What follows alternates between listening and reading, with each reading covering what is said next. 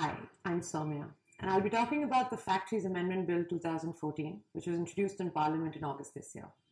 The bill seeks to amend the Factories Act of 1948, which regulates the working conditions of labour in factories. The Act has provisions for registration of factories, health and safety, facilities such as toilets, creches, etc. The Act was last amended in 1987 following the Bhopal gas tragedy. Currently under the Act, if manufacturing is taking place in any premises with the use of power and by employing 10 or more workers, it qualifies as a factory, and hence the Factories Act applies to it. The bill seeks to empower state governments to decide this threshold number over which a manufacturing unit would become a factory. Effectively, states can fix this threshold number to anything between 0 and 19 workers. The second change is regarding overtime. Currently under the Act, the number of hours of overtime is restricted to 50 hours per quarter. The bill seeks to increase the number of hours from 50 to 100 hours per quarter. The number of hours can be increased to 125 in public interest by the state government.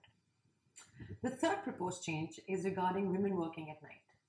Currently under the Act, women cannot work in factories between the hours of 7 p.m. and 6 a.m. The bill seeks to empower state governments to allow women to work at night. However, the state governments have to be certain that safeguards, such as transportation for the women workers from the factory to their doorsteps, are in place.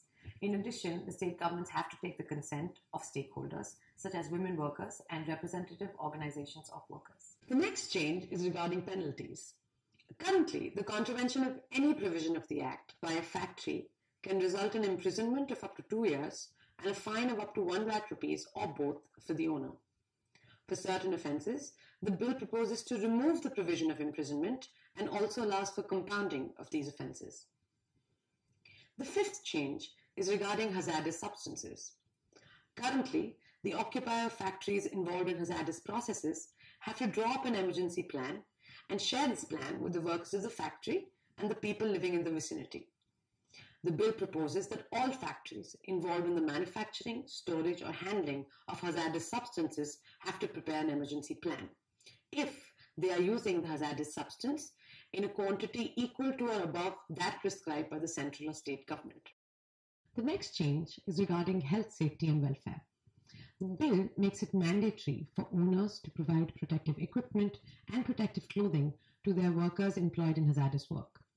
In addition, the bill makes it mandatory to provide cool drinking water in hot weather in all factories. Finally, changes are proposed to the rule-making power. Under the Act, it is the state government which is empowered to make rules under the different provisions. The bill proposes to allow the central government to make rules in consultation with the state government to bring uniformity in the areas of occupational health and safety and any other matter that central government may consider necessary. To sum up, the Factories Amendment Bill 2014 looks to amend the Factories Act of 1948 to bring about certain changes, such as to the definition of factories. For more information, please visit our website www.prsindia.org.